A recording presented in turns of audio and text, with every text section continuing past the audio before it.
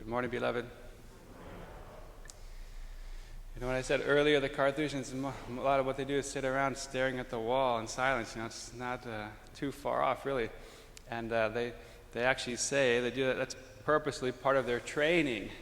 To, if you sit in silence, in solitude, and you begin to battle your thoughts. You see what thoughts come in. A lot of people don't like their own thoughts. They're not comfortable in their own skin. And if you think that's easy, would this reflect how people have been responding and reacting recently during all the quarantine and the shelter in place? And have people been, a lot of people who have been stuck in solitude when quarantine and shelter in place, a lot of them have just gone insane. Literally. There's been a lot of suicides because people can't handle that lifestyle. It's not an easy lifestyle. But mostly they are praying all day. They have all kinds of prayers and devotions they do. And they gather only in community to pray together. And then I think they have like a 1 hour of fellowship and talking or something. And then the rest is just silence and solitude with God, with the saints, the angels, their own thoughts, and learning to conquer those and just focus on God and His presence all day long and pray for the church. Pray for the church. It's a different kind of warrior. They give up everything to do that. They give up everything to do that. That's one of the themes in our readings today.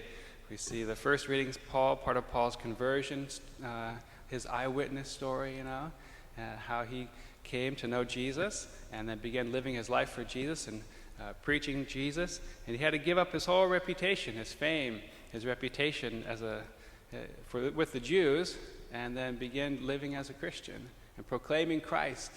And how foolish he must have looked to all of his peers at that time, The one who was persecuting Christ and the Christians and now is with them, what's wrong with this guy?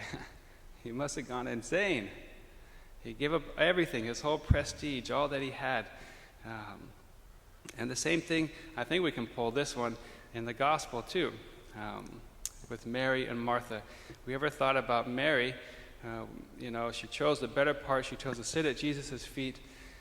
It's not that she was just lazy, didn't want to do chores and things like that, but remember, their culture and society at this time was honor-driven.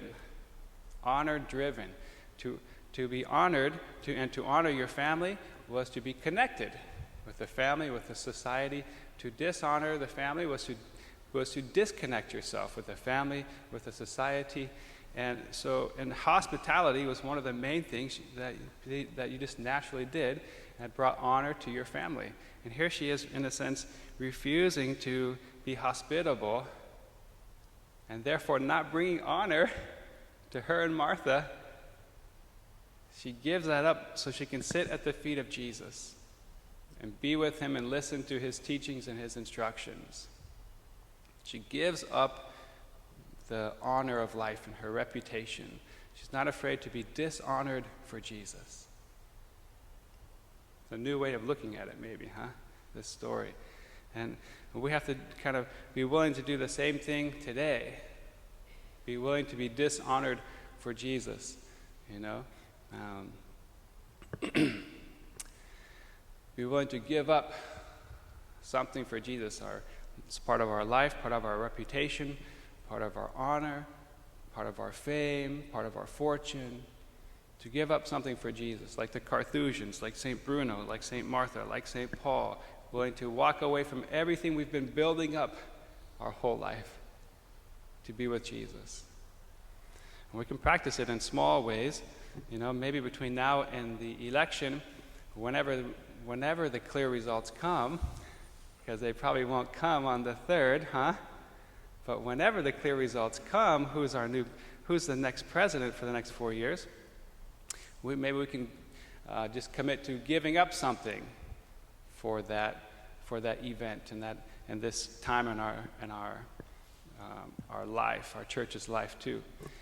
Something small. Maybe we'll give up some TV time. Some news, to make sure we're not like Martha, anxious and worried about many things between now and then, but sitting at the feet of Jesus instead. Maybe an extra 15 minutes, an extra half an hour of just sitting at the feet of Jesus and giving up whatever normally you would have done. TV time, maybe it's your social time, maybe it's your cocktail time, I don't know.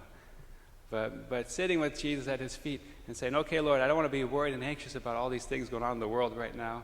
I want to sit with you and get instruction from you and see these things from your perspective.